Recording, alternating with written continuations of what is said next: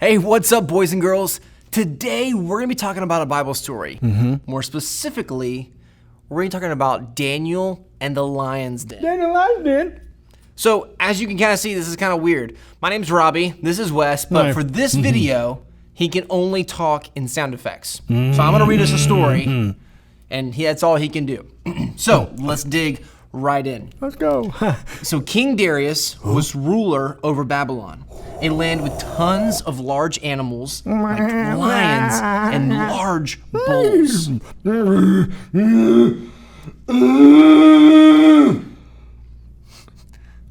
He had appointed several men to help him govern and lead all of the people. 1, 2, 3, 4, 5, 6, 7, 8, 9, 10. Daniel, the leader of the advisors, was a man who believed in God and followed the Lord's commands. The other men did not like Daniel, though, and did not want him in charge. So they made a way to get rid of Daniel. These men knew Daniel served the God of Israel.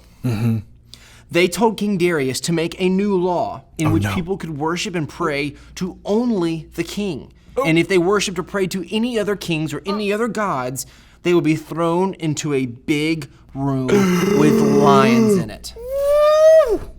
They called it the lion's den. Oh no.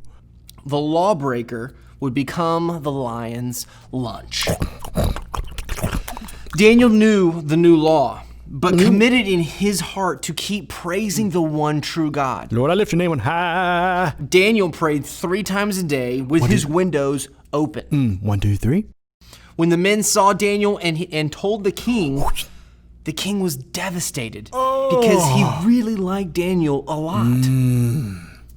So the king knew he couldn't change the law, and Daniel had to be thrown into the lion's den. Oh no. He's gonna get eaten by lions. There were many lions in this den, which probably would have been more like a pit or a cave. So they threw Daniel in.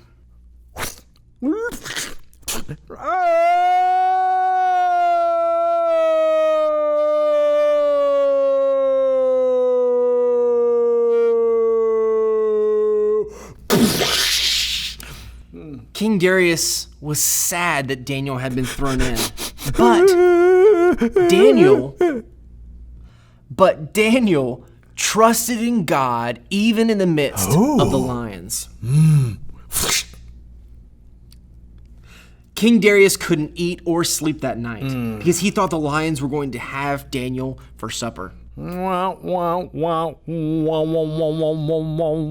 next day, he got up and ran as fast as he could to the lion's den. When he got there, he yelled. No. He said, Daniel, servant of the living God, has your God, whom you serve all the time, been able to rescue you from the lions? King Darius expected to hear nothing in return. Those crickets? But then Daniel responded. Hey! Hey!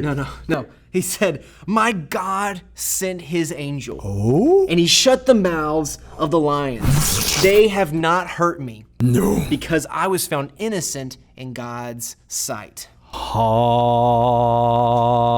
helped Daniel get out, and the king, Darius, and many others worshiped God because he had shown himself to be the one true God.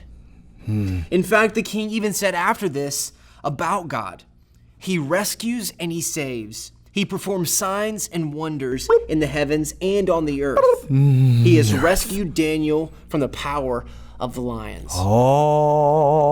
And that is the story of Daniel and the lion's den.